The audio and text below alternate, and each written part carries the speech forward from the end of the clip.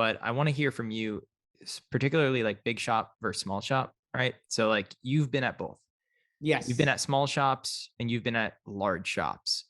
And I want to hear kind of your take on honestly what's better from the BDO standpoint, particularly like with BDOs that are looking to make a move right now and they're looking at all their options. What do you think? Big shop or small shop?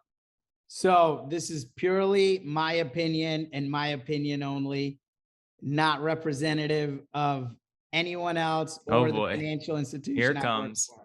But I will like to say, I think that a small shop is a lot better place for you to work at, especially if you're just starting out or even if you're a seasoned veteran, because when you have a small shop, the underwriters are easily accessible.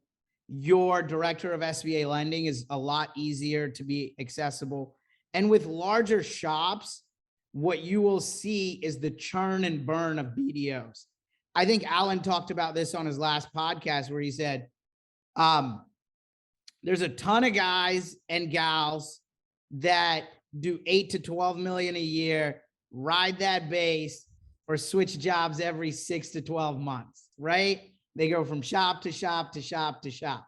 Well, two And to there's three a lot of years. those people. I mean, literally, you could do this for 30 years and get paid and go from shop to shop because there's so many new shops coming, so many new banks closing, mergers, all kinds of stuff, right?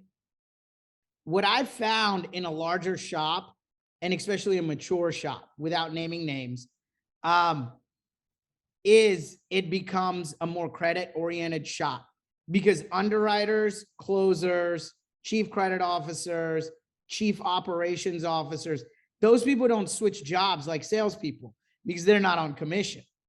So what happens to keep a shop together, that director of SBA lending or whoever the top person is, CEO of the bank, COO, whatever,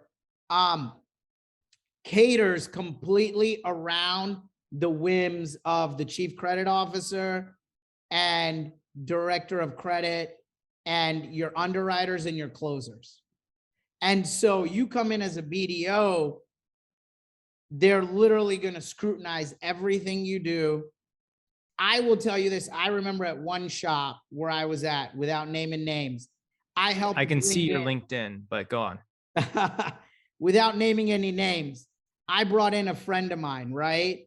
She has had experience, tons of experience in banking, but new to this shop.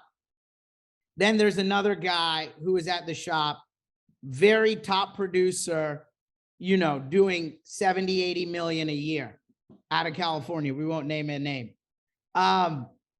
And she brought in a deal on a hotel. Granted, this is 2021. And obviously everyone knows what happened with COVID in 2020.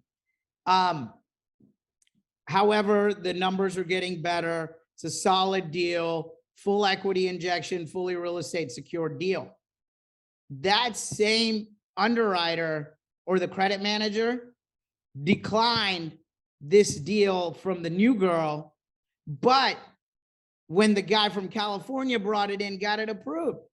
Wow. Because that person in California sends it directly to the chief credit officer because he has that access. He also gets the top underwriters, he gets his own personal closer, and he has time set up because he's proven himself. I don't see there's anything wrong with that model. They're proving themselves.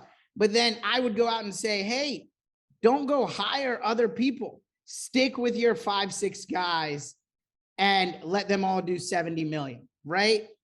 With a small shop or a startup shop, the great thing is you're building it along the way. And those are one of the things I like. Your credit box is huge. You get to build it along the way. You get to put in systems and processes in place. And let's say you've got, I think any more than 5 BDOs is too big of a shop. 5 is perfect. My perfect rendition of it would be, I would say now, even not even at a bank, or a non-bank lender, but at a credit union. Credit union is a nonprofit organization. I'm at a credit union now. Yeah, I can tell.